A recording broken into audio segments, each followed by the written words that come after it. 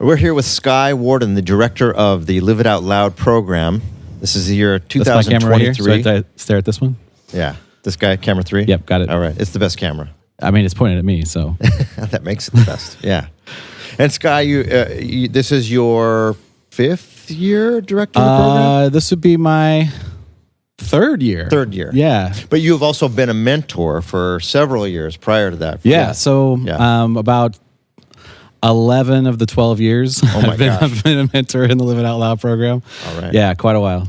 Yeah. Yeah. And you made the transition into being the director at the end of 2019, and then so my first year as director was 2020, which was an interesting experience. But kind of coming into it, like, you know, some parts of it, you know, obviously, like, it's the music part of it, I kind of get the how to do the program part, but then also all the like paperwork stuff, contacting venues, like where all our vendors are and stuff like that. Figuring all that out at the same time as the pandemic was a bit of a challenge. But I, you know, love this program so much. It's been such a huge part of my life to just be a, you know, sort of do my part to be a positive influence in the young musicians of Tacoma, so to speak. Yeah. Yeah. Yeah. Well, and you're touching on it right there, but what about the program inspires you to keep showing up 11 years, taking it over, running it yourself? What's going on there? Why are you doing this? You know, a big part of my music career shifted into teaching somewhere around 10, 12 years ago. And, you know, as a musician, you get all these little opportunities to do out-of-the-box things, interesting things.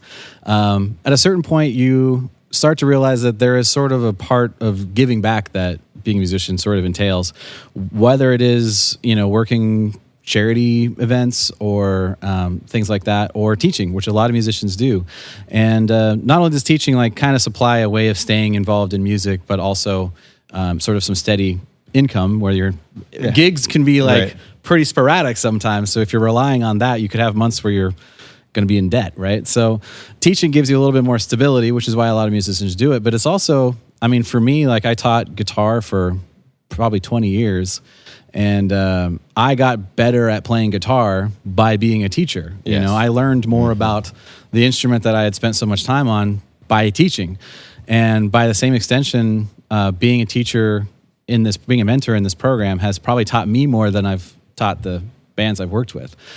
Just having to reconceptualize all the things that I think I know and be able to communicate those in a way that's going to make sense to someone that's never done it before is a challenge, you know, and it's an interesting challenge for someone that's done a lot of it to reevaluate sort of what it is you think you know about being a musician to teach it to someone else, you know? Yeah. Yeah. Yeah. You touched on this. Reciprocity is a word that I think occurs for a lot of people who've been musicians like both of us for many years, to get that sense of like reinvesting. You know, it's great to be a musician and perform and play and kind of have the lights on you, but reciprocity is saying there's this community, which is the theme for 2023 at Live It Out Loud program, community. Yeah. Right. This is a thing that is what we make it, right? And so reciprocity is us reinvesting ourselves, our experience into the program. What for you, so this is 2023 again, right? Yep. What this year, what's something that jumps out at you as an experience or just an observation or something for the program that... This year, you know, it's kind of been a continuation of what I've really been loving to see as the, you know, especially coming out of the pandemic, a real sort of reinvigoration of the local music community at that age group of this program, which is 12 to 18, which I don't know if you remember that time, but for me, that was the most exciting time to be a musician. It was all brand new. And, you know, you had lots of friends that you could play with and stuff like that, but it's kind of hard to know exactly who's out there, especially in a place like Tacoma, which has multiple school districts. You might not exactly know everyone that is in the local music community. Which is a really cool thing about this program, is it kind of brings every corner of you know, sort of the greater Tacoma area together with like the most ambitious musicians that might be in that age group. So then, you know, like you said, about community is what you make of it. But if you don't know where everybody is or who everyone is, that kind of limits you, especially at that age when it's hard to find those people.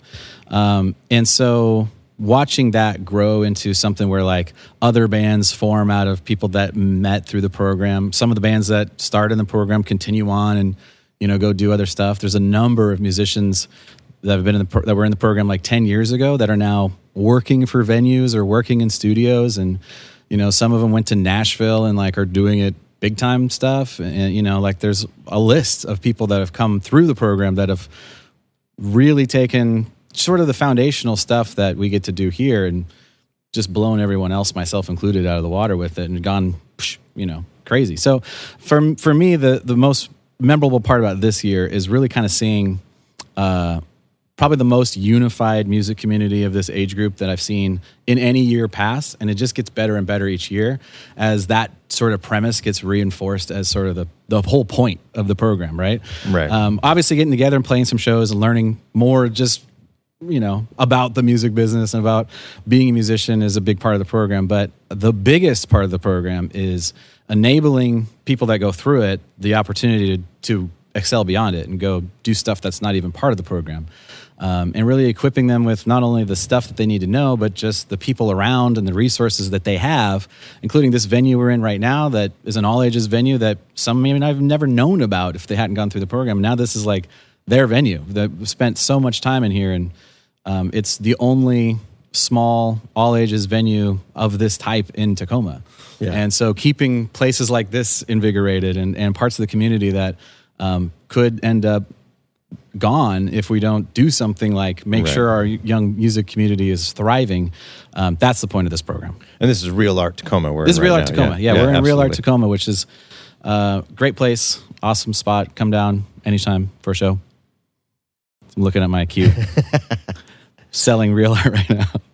Well, and you see, I understand that part of the intention of this program is working with young people such that they take something powerful as they age into the music community here in Tacoma and in their lives wherever they go. They don't show up at 22 and be like, I want to be famous, and try to bless their hearts. People do that, but making it an investment in the future in how a music scene will occur anywhere that these people go is maybe like a gift. How do you see that manifesting? How do you see that occurring? Is that?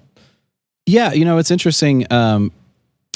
We all kind of go through stages of we're going to be a rock star, and then as you get older, you find times where it's like, first band is getting some momentum and it's getting some like accolades. You're like, yeah, and then maybe that band dies, and then you're back to square one with a new band, and that's also paying its dues.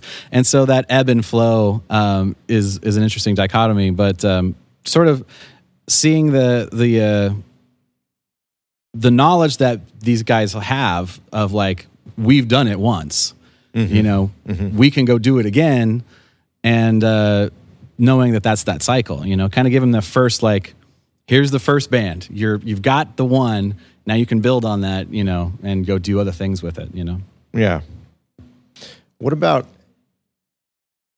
if you were a person in the program now, a teenager, who was moving through this process? How do you think that would affect you moving forward? And 14-year-old me would have been so into this program. Like I was the kid that spent 8 hours a day in my bedroom playing like all the time. So much so that my parents were like, do you want to come to dinner? And I'm like, almost done. I was a guitar maniac at the time. And I had some outlets to play, not as much as like now. I got into some of my first bands. I had a few, like a high school band, and it was okay. And then about 18, 19 is when I finally started getting into bands and doing the touring thing and all that stuff.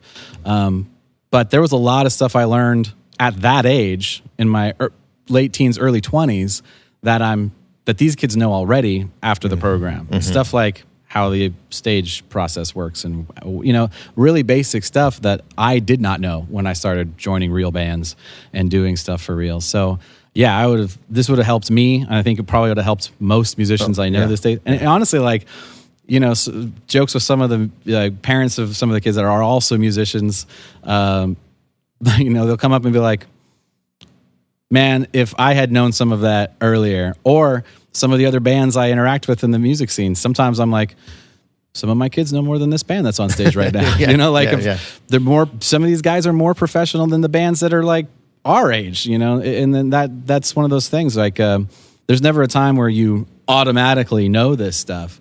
It can take a good amount of time depending on your experience, depending on what you end up going through. And that's, the coolest thing about this is it gives you that, like, all right, here's 8 weeks of absolute craziness. And by the end of it, though, you're going to have a much firmer grasp on a lot of set of things. And then even year after year, you get different perspectives as you come back through it. And then knowing all the basic stuff already, but then being able to interact with some more of the advanced stuff and start to get that extra bit out of it each year, which is also really cool. Yeah. I acknowledge you, Skye, for bringing this, for being steady, and for 11 years continuing to come back and invest and create, taking over the program, and really building yourself as a rock for people to stand on top of and learn and grow. I think that's huge. It's gorgeous. It makes a tremendous difference. Thank you.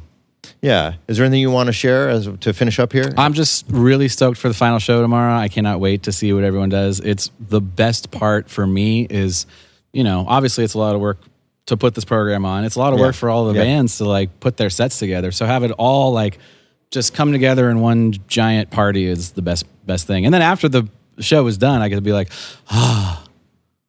then I just get to breathe a little bit and then enjoy all the satisfaction on everyone's faces from getting to do something awesome and do that final show. So pretty stoked. Yeah. One last thing too. You something about mentors. About yeah. We've had some really cool mentors this year, yourself included. We've Thien, Don, Regan, Ian, Anand. I feel like I'm probably missing somebody. Dylan. Yeah, absolutely. Just really, obviously everyone that's mentors in the program has at least 10 to 15, 20 years of experience being a musician and a lot of stage experience to be able to be like, hey, this is what you're going to encounter. And that might be one of the most important parts of what you get out of the program as far as, obviously all the events are there and all the shows and the recording and stuff like that. But without that sort of one-on-one mentorship with someone that's been there, it's really hard to know exactly what it is you're getting yourself into until they'll be like, hey, we have 8 weeks to come up with an entire set list. You guys realize I would be freaking out right now. Yeah. Which is always funny to me because all the kids seem like, oh yeah, 8 weeks is plenty of time. And I'm always like, it's not that long. Well, it's 4 weeks for the first show. It's 4 weeks for the first show. Yeah, exactly. To come from a band that doesn't exist at all. Right. To group some people you might get a know band maybe. Name, figure out a vibe. Get a chemistry together, put together a set list, practice that set list, and then perform it in 4 weeks. Yeah. It's ambitious. And then write a song, have that experience, work, create some unity as a team, as a group, so that does happen. Yeah. And then move, then go into a recording studio. There's so much. Right. I can see how, it's one thing to say, let's get a bunch of high school kids together and lump them together and then say, go do that stuff. But right. The mentor process or that role is so key in being with them through it so that I think you messaged me after the first week or so, hey, check in with this band, know? And because I was not assigned specifically to a band at that point, but checking with, they don't seem to kind of know what they're doing. They're bad about I'll them, come into a few practices for specific things. Like if a mentor, for example, one mentor was more of a singer, but they needed some help with their guitar player. So I'm a guitar player, so I went and helped with that. The mentor team isn't necessarily, obviously, you have one mentor per band, but there's so much diversity in what kind of experience the mentors have that it's really cool to have that whole part of the community. And the other extension of that too is, a lot of the mentors will be a resource because they're already the kind of person that wants to be helpful to a younger generation of musicians. And they can be a continuing resource. Be like, I think Regan knows something about this venue. Maybe he'll help us get into that. And then you can just call Regan and he'd be like, yeah, man, I can totally. Love your Regan impression. Yeah, man, I got you. Much love, brother. Let me tell you. Yeah, that's my Regan impression. Yeah, it's beautiful. But you know what I mean? Sort of that added resource of having all these established members of the local music community at your within your realm, but you can call and be like, hey, I need help with this. Who do I talk to? Yeah. So it's cool. So if someone listening to this wanted to be a mentor, that reciprocity, they want to give back, or they want to help people out, or share their wisdom or whatever. How would they do that? They can get in contact with me, info@liveitoutloud.com. Send me a message and I will see that. There is also a contact page on the website, liveitoutloud.net. And if anyone wants to find out more about the program in general, you can go to liveitoutloud.net also to see that. There's a bunch of stuff there that you can check it out. And sign up. If the signups are up, should be up in a couple months, then you can sign up for 2024. We're always looking for more mentors for people to come in. And hopefully we'll need more next year, because we post-pandemic, we dropped from about 60 to 70 kids on a normal year to 20. And then it was 25. And then it was 33. And this year it's like 45 or so. So hopefully next year we'll be back up to 60, 70 kids. Yeah. Yeah. All right. Thank you very much, Skye. Thank you. Yeah.